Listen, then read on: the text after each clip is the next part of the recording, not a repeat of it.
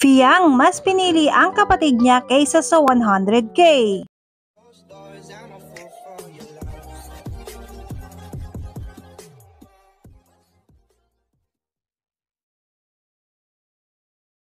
Tila marami nagulat mga ka-DJ sa ginawa nitong si Fiang. Paano ba naman mga ka-DJ merong task ang pinagwasak na si Kuya kung saan mananalo ka lang naman ng 100,000 kapag ka napanalo mo ang task na ito. Kung ang ibang housemates mga ka-DJ ay todo focus sa task na pinagwasak nila ni Kuya, ay mga ka-DJ ibahin nyo si Fiang at ang kapatid niya. Paano ba naman mga ka-DJ mas pinili ni Fiang na makabanding at makausap ang kapatid niya kaysa sa 100K? Hindi kasi mga ka-DJ matiis si Fiang ang kanyang kapatid dahil sobrang miss na daw niya ito simula nga nang nakita niya ito mga ka-DJ na wala daw talaga ito sa focus. Kaya nga mga ka-DJ sabi niya bahalan daw ang 100K basta makabanding at makausap niya lang ang kapatid niya. Dito nga mga ka-DJ nasabi ng mga netizen na mas pinili daw mga ka-DJ ni Fiang ang love kesa pera. Kasi mga ka-DJ napakalaking amount ng 100K diba mga ka-DJ para palampasin mo, pero mga ka-DJ pinalampas niya ito at mas pinili niya ang kapatid niya. Kinamusta nga niya ito mga ka-DJ at nakipagbardagulan siya dito. At tinanong nga niya mga ka-DJ ang kapatid niya kung ano nga daw bang ginawa ng kapatid niya sa perang binigay niya sa kanya. At dito nalaman mga ka-DJ ng mga netizen na napaka-family oriented nitong si Fiang. Ayon kay Fiang mga ka-DJ, gusto niya ibigay lahat ng pangangailangan at gusto or luho ng kapatid niya. Dahil ayaw naman daw niya maramdaman ng kapatid niya mga ka-DJ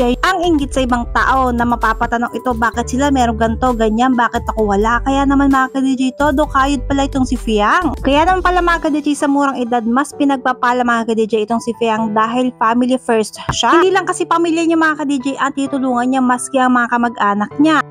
Road to Big 4 na nga mga ka-DJ ang JM Fiang. Kaya naman kung gusto mo silang mapabilang talaga mga ka-DJ sa Big 4 ay wag nyo silang kalimutang iboto mga ka-DJ sa Maya kung saan pwede na ang unlimited votes. Bukod dyan mga ka-DJ meron ding donation drive ang JM Fiang at kung gusto mo silang mapabilang mga ka-DJ sa Big 4 ay narito ang kanilang donation drive. Kaya naman mga ka-DJ ano pang inaantay nyo? Vote to save JM and Fiang.